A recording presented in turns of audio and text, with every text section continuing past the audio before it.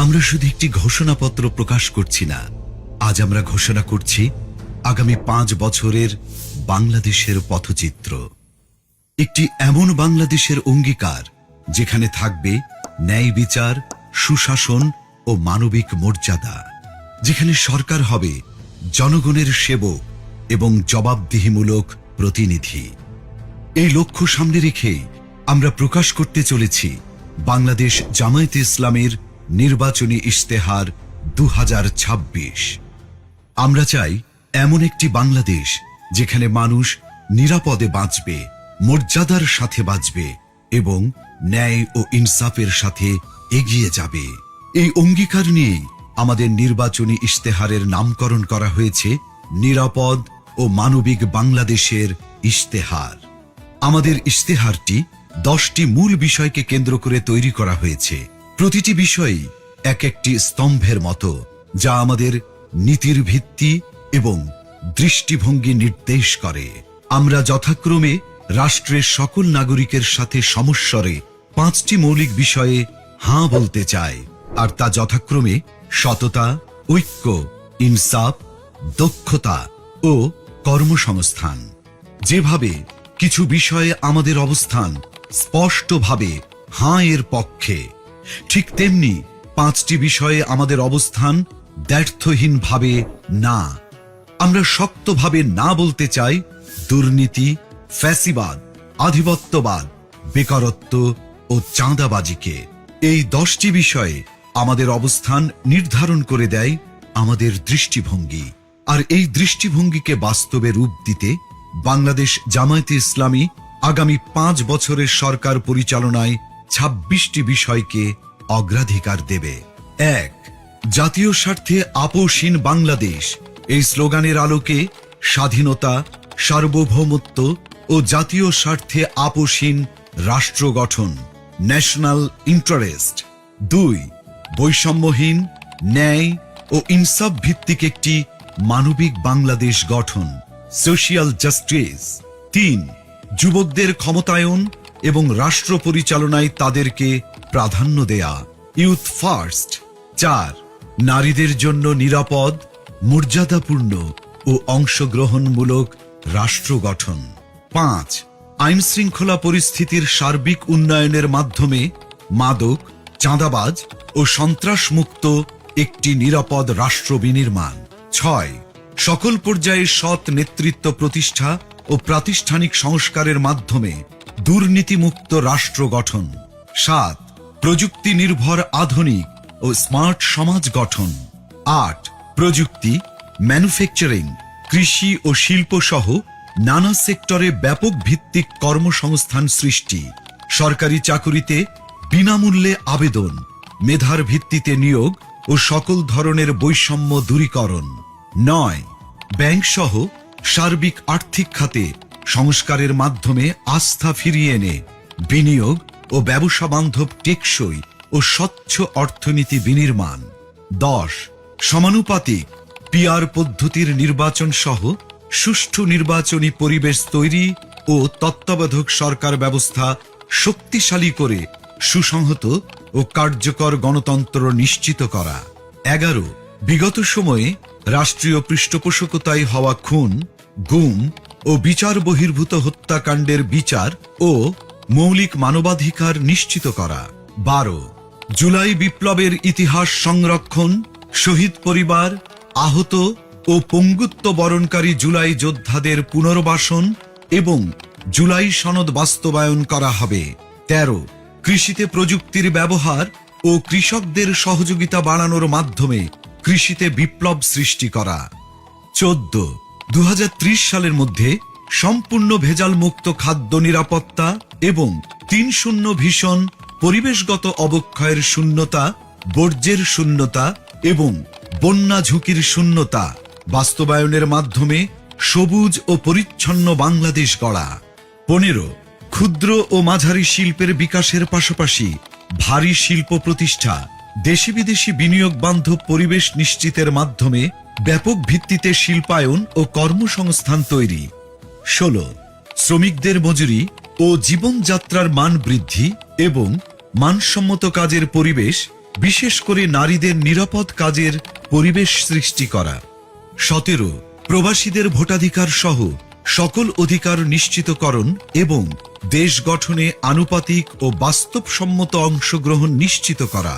18 সংখ্যাগুরু সংখ্যালঘু majority minority নয়, বরং বাংলাদেশের নাগরিক হিসেবে সকলের নাগরিক অধিকার প্রতিষ্ঠা এবং পিছিয়ে থাকা নাগরিক ও শ্রেণীগোষ্ঠীর জন্য বিশেষ সুবিধা নিশ্চিত করা।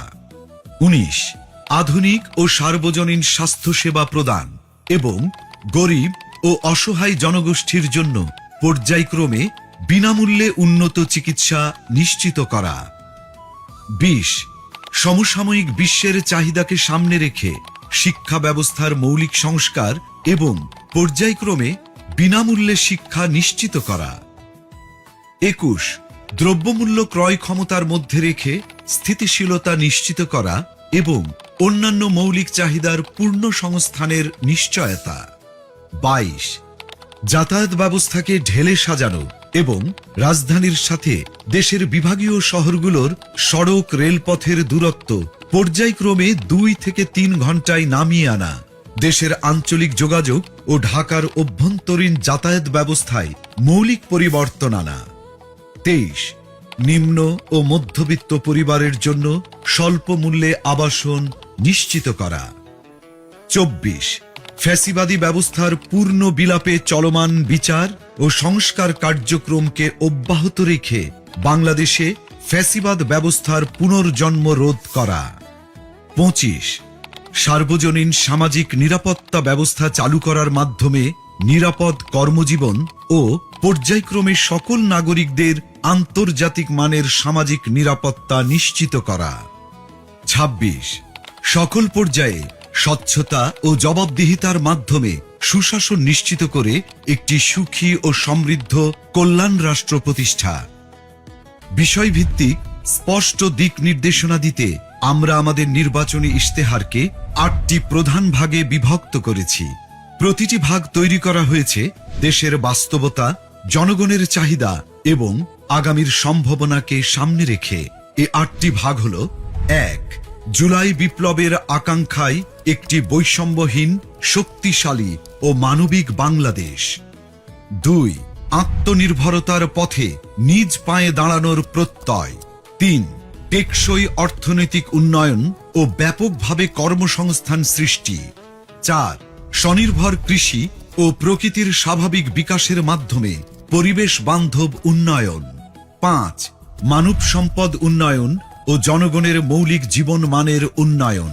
6 সমন্বিত অবকাঠামোগত উন্নয়ন। 7 যুবকদের নেতৃত্বে প্রযুক্তি বিপ্লব ও সমৃদ্ধ বাংলাদেশ। 8 সবার জন্য অন্তর্ভুক্তিমূলক রাষ্ট্র। এই 8টি ভাগের মধ্য থেকেই নির্বাচিত করা হয়েছে ইশতেহারের কিছু মূল ও অগ্রাধিকারমূলক বিষয়, যা আমরা বিস্তারিতভাবে আপনাদের সামনে তুলে ধরব। যার শুরুতেই থাকবে সুশাসন ও জননিরাপত্তা এবং তা নিশ্চিতে মন্ত্রী ও এমপি সহ সকল পর্যায়ের জনপ্রতিনিধিদের ও তাদের পরিবারের সদস্যদের বার্ষিক সম্পদ বিবরণী জনসাধারণের সামনে পেশ করা হবে।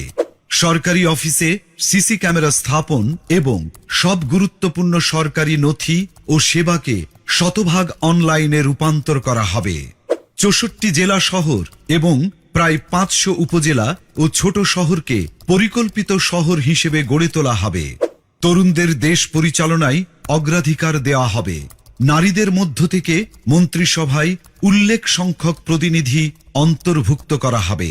ডিজিটাল পাহারাদার অ্যাপের মাধ্যমে যে কোনো অপরাধের, যেমন চাঁদাবাজি, ঘুষ, নারী নির্যাতন বিরুদ্ধে তাৎক্ষণিক ডিজিটাল রিপোর্ট করা যাবে, যেখানে রিপোর্টকারীর পরিচয় গোপন রাখা হবে।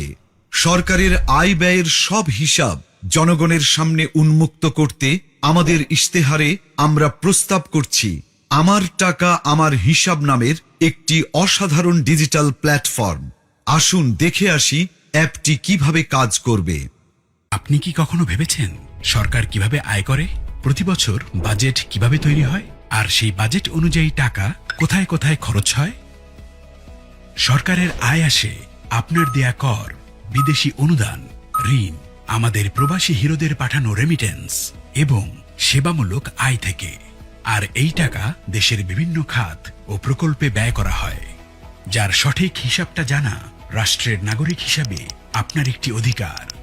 বর্তমানে এই হিসাব জানার প্রক্রিয়া অনেক জটিল ও কঠিন, কিন্তু কেন বারবার আপনাকে এই বিষয়ে অন্ধকারে রাখা হয়? কারণ এই জটিলতাই দুর্নীতিবাজদের জন্য একটি নিরাপদ আশ্রয় তৈরি করে, আর অপরাধীরা থেকে যায় লোকচক্ষুর অন্তরালে। এবার সেই সমস্যার সমাধান হবে আমার টাকা আমার হিসাব নামের একটি অসাধারণ ডিজিটাল উদ্যোগের মাধ্যমে।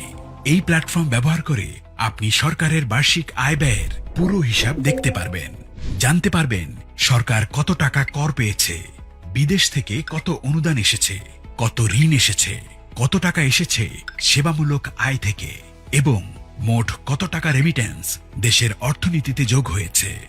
জানা যাবে সেই আয়ের টাকা কোন খাতে কোথায় কত খরচ হয়েছে এবং হচ্ছে। এমনকি নির্দিষ্ট এলাকা অর্থাৎ জেলা, উপজেলা বা থানা পর্যায়েও আয় ব্যয়ের হিসাব জানতে পারবেন। নির্দিষ্টভাবে কোন প্রকল্পে কত টাকা খরচ করা হয়েছে তাও জানা যাবে এই প্ল্যাটফর্ম ব্যবহার করে। এই প্ল্যাটফর্মের মাধ্যমে ব্যয়ের কোনো অসঙ্গতি চোখে পড়লে আপনি প্রশ্ন করতে পারবেন, প্রয়োজনে অভিযোগও জানাতে পারবেন। এভাবেই আমরা সবাই নিজ নিজ জায়গা থেকে দেশের আয় ব্যয়ের প্রতি সচেতন হব। দেশের আর জনগণের কাছে সরকারের স্বচ্ছতা ও জবাবদিহিতা নিশ্চিত করতে পারব। এই সুন্দর উদ্যোগটি সত্যি করতে প্রয়োজন আপনার একটি মূল্যবান ভোট। আগামী নির্বাচনে দাড়িপাল্লার পক্ষে দেয়া আপনার ভোটেই তৈরি হবে একটি দুর্নীতিমুক্ত সততার বাংলাদেশ।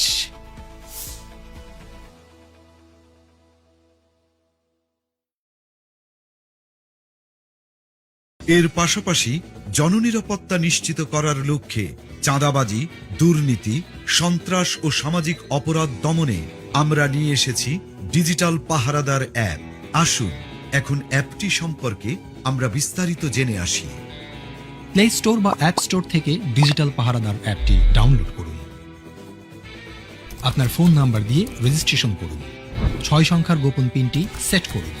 কোন ধরনের অভিযোগ দিতে চান তা সিলেক্ট করুন। অভিযোগের প্রমাণ সংযুক্ত করার জন্য ছবি, ভিডিও, অডিও রেকর্ড করুন অথবা মেসেজ টাইপ করুন।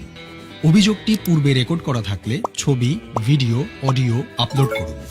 আমি উপরের শর্তাবলী পড়েছি, এই লেখাটিতে টিক মার্ক দিন, তারপর জমা দিন বাটনে ক্লিক করুন।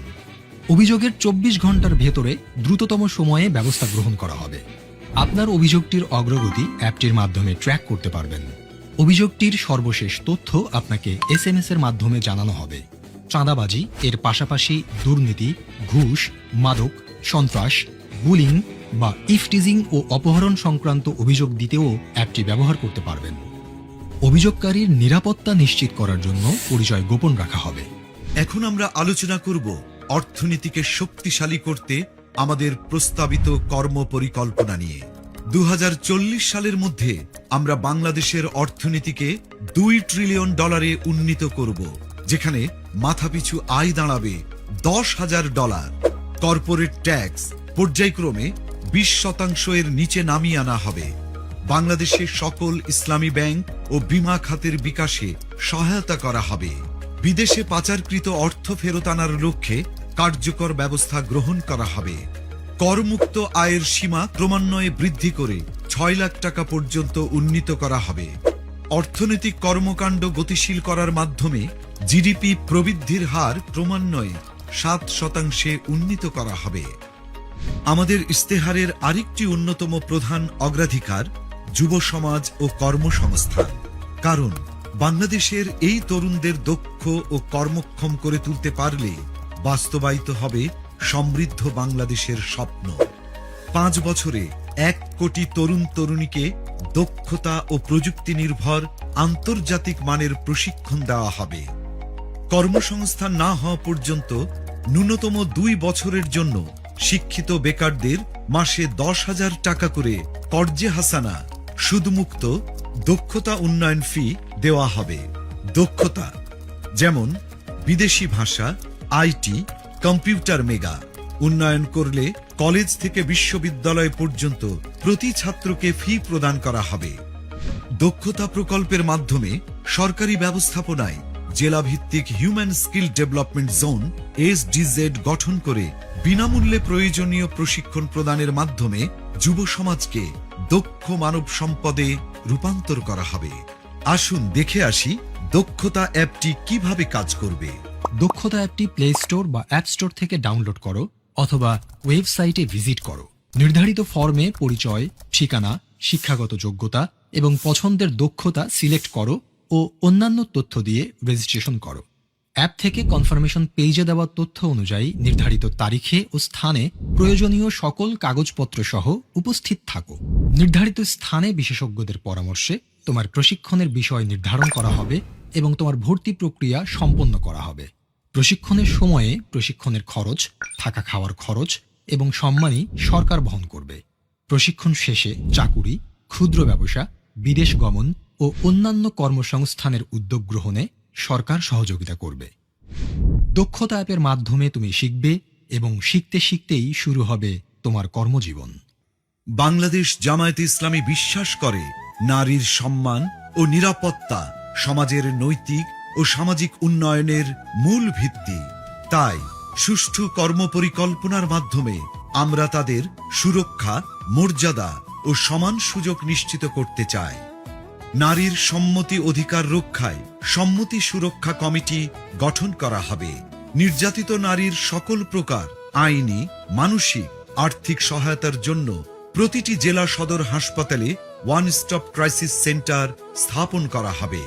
কর্মক্ষেত্রে ডে কেয়ার সেন্টার উল্লেখযোগ্য পরিমাণে বাড়ানো হবে। নারী চলবে নির্ভয়ে লক্ষ্য বাস্তবায়নে 1.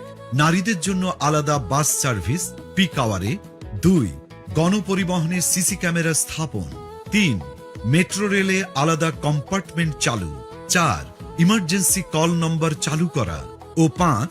নারীর নিরাপত্তায় ইমার্জেন্সি সেল স্থাপন সহ আরও অনেক কিছু। আমার আয়ের সংসার প্রকল্পের মাধ্যমে গ্রামীণ নারীদের কর্মসংস্থানের সুযোগ সৃষ্টি করে স্বাবলম্বী করা হবে। এবার আমরা জানাবো আমাদের আয়ের সংসার প্রকল্পের মাধ্যমে কিভাবে নারীদের স্বাবলম্বী ও উৎপাদনশীল করা হবে।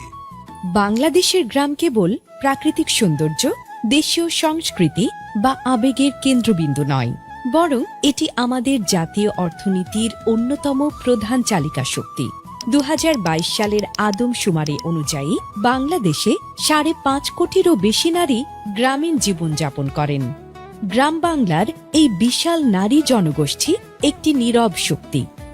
একবার ভেবে দেখুন তো, যদি তারা নিজেরাই কর্মক্ষম ও উৎপাদনশীল হতো, নিজের আয়ের পথ নিজেই তৈরি করতে পারত, তাহলে এদেশের ভবিষ্যৎ কতটা বদলে যেত। এই অপার সম্ভাবনাকে সত্যি করতেই বাংলাদেশ জামাতে ইসলামী পরিকল্পনা করেছে আমার আয়ের সংসার নামের একটি প্রকল্প। এই প্রকল্পের অধীনে গ্রামীণ নারীদের স্বাবলম্বী করে গড়ে তোলা হবে এবং সম্মানজনক জীবনযাপনে উদ্বুদ্ধ করা হবে।